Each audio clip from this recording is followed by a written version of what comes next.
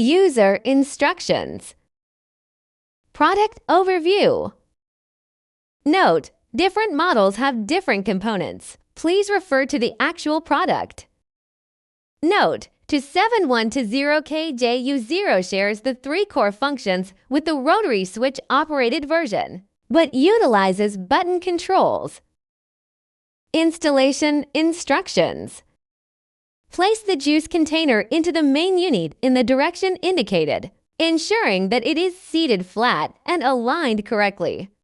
Insert the squeezer into the juice container in the direction indicated, making sure the central shaft is fully engaged with the drive shaft of the main unit. Align the food container with the squeezer base and lower it vertically until it rests in place. Position the handle so it points to the right side of the safety switch. Then, rotate the handle clockwise toward the safety switch until the latch clicks firmly into its slot. Put in the pusher. Operation instructions. After plug in the unit, take out the pusher, open the cover, place pre-cut ingredients into the food container. Then close the cover. Remember to place 2 cups under 2 outlets. Turn the rotary switch to on to initiate operation within 3 seconds. You can use the pusher to help the juicing process.